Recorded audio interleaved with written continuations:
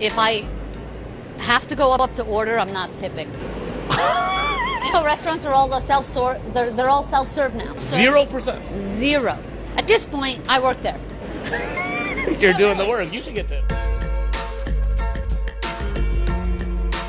사실 팀 문화는 인건비 부담을 고객에게 떠넘기는 자영업자들의 좀 꼼수가 좀 들어 있습니다.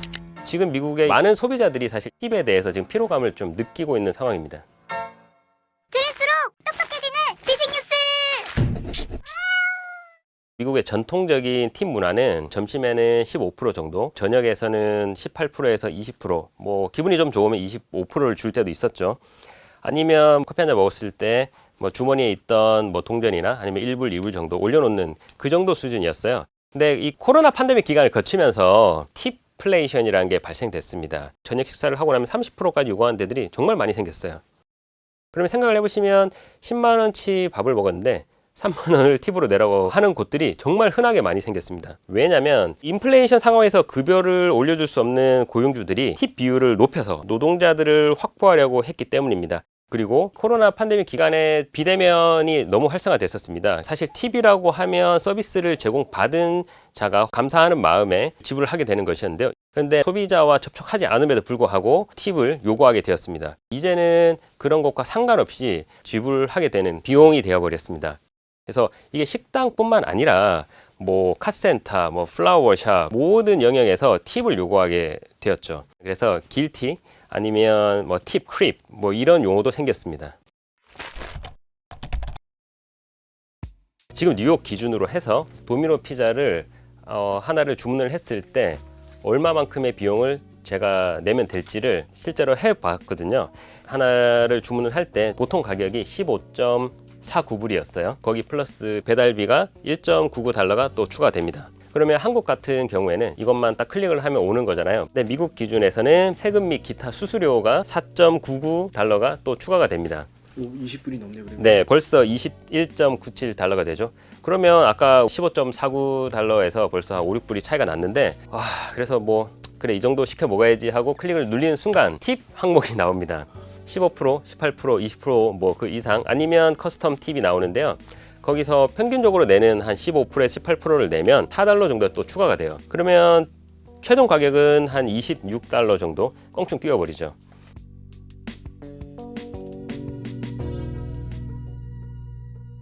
세인트루이스 연방준비은행의 자료에 따르면 패스트푸드 식사 비용은 2023년 기준해서 2017년보다 41%나 상승한 반면 소비자 물가지수는 35.9%가 상승을 했습니다. 이 팁플레이션 뿐만 아니라 외식 비용은 코로나 팬데믹 이후에 급격히 상승한 이후에 제자리로 돌아오지 않는다라는 것을 알 수 있고요. 결국 팁이 외식 물가 상승에 일조했다는 것을 확인할 수 있는 부분인데요. 그러니까 당연한 것이죠. 전체적으로 소비자들의 구매력이 둔화됐습니다. 샌드위치를 하나 잡을 때 15불을 잡았으면 거기다 팁까지 내면 16불, 17불이 되는데 팁조차도 이 자기가 돈을 내야 된다라고 판단을 하고 있기 때문에 그러면 소비자들의 주머니를 여는 게 쉽지는 않게 된 것이죠.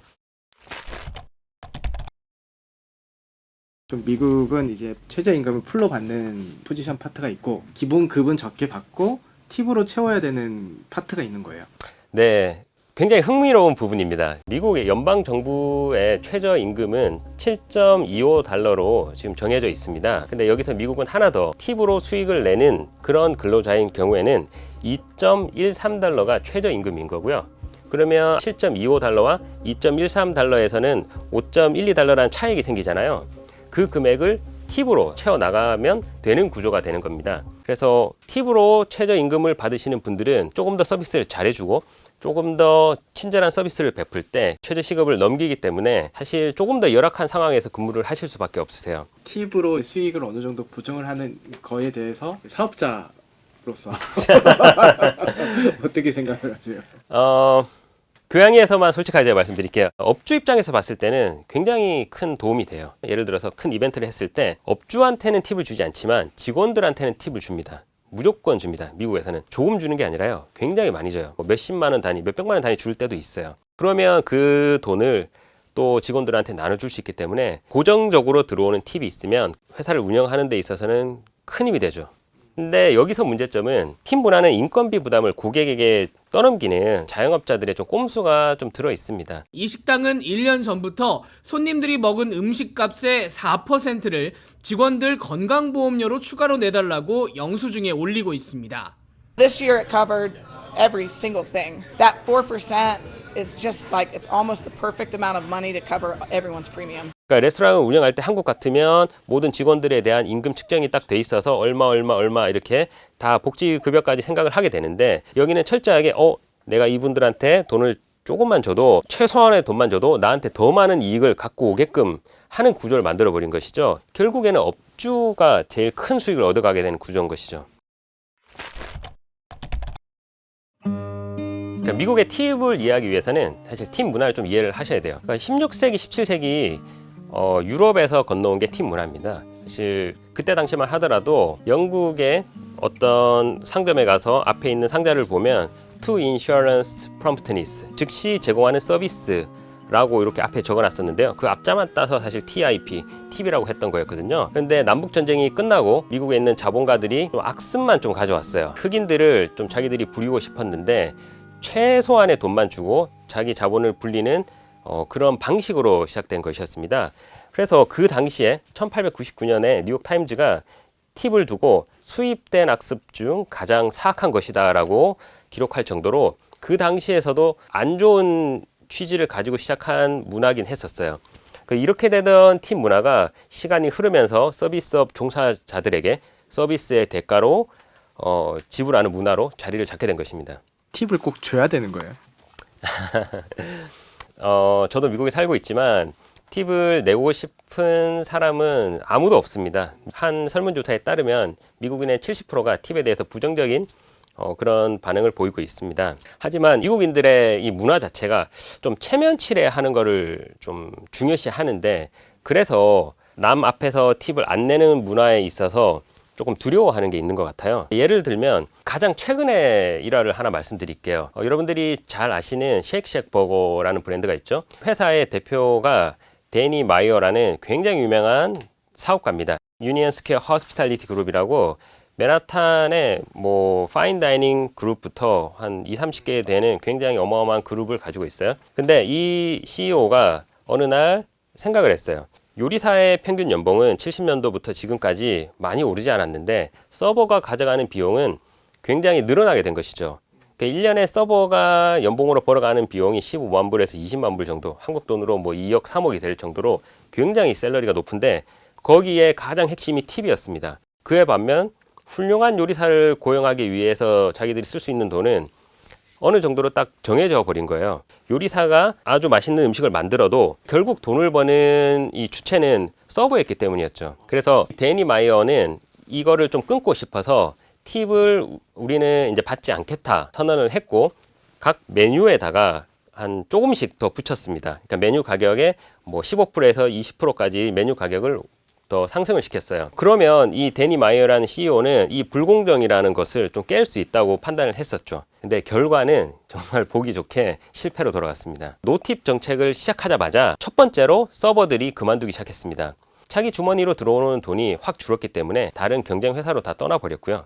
두 번째로는 굉장히 흥미로운데 손님들도 좀 줄기 시작했습니다. 이 손님들이 메뉴 가격을 보고 가격이 올라버렸네, 비싸버렸네, 좀 안 좋은 마음이 있는 것이죠. 그리고 팁이 포함되어 있다고 했음에도 불구하고 팁을 내고 가는 소비자들도 꽤 많았습니다. 사실 소비자들이 좀 반감도 갖고 있었는데요. 왜 팁을 자신이 선택을 할 수 없게끔 만들었냐가 있었어요. 어찌 보면 70%의 미국의 전체 소비자들은 팁을 싫어하지만 팁을 내야 되는 상황에서는 자기가 이거를 판단해야 된다라는 인식을 또 갖고 있는 거예요. 생각보다 그래서 팁을 내는 상황에서는 한국 사람들보다는 훨씬 더 관대하게 팁을 내곤 합니다. 예를 들어서 그러니까 한국 분들이 텍스 전 팁을 내느니 아니면 텍스 후 팁을 내느니 이렇게 일일이 좀 계산을 하는 편인데요. 사실 미국 소비자들의 경우에서는 그렇게까지는 하지 않습니다. 그러니까 조금 더 관대하게 1불, 2불을 더 얹어주거나 조금 더 저 사람이 서비스를 하기 때문에 내가 호의를 베푼다라는 그런 사회적인 통념은 좀 형성되어 있는 상황입니다. 저는 이 팁을 없애거나 아니면 급격하게 뭐 변화를 시키는 것은 좀 신중해야 된다고 생각합니다. 지금 두 후보들이 치열하게 공약들을 발표하고 이 팀 문화에 대해서도 의견을 내고 있는데, 팀 면세 정책이 근로자의 소득 증가로 좀 이어질 것이고요. 많은 노동자의 표가 그쪽으로 이어지긴 하겠지만, 결국에는 여기서 발생되는 이 세수 차익은 정부 차원에서 또 어딘가에서 세수를 확보를 해야 될 것인데, 그게 또 고스란히 근로자나 또 다른 곳에서 채워줘야 되는 거죠. 저는 개인적으로 이 팁 면세 공약이 근본적으로 우리가 모두 다 공감하고 있는 팁을 줄여 나가려고 하는 이것들을 해결될 수 있을 거라고는 생각하지는 않습니다. 그렇기 때문에 팁을 받고 일을 하시는 근로자들의 향상을 위해서 어느 정도의 최저시급이 올라와야 되지 않을까, 저는 그렇게 생각하고 있습니다. 오늘 교양일을 부탁해는 여기까지입니다.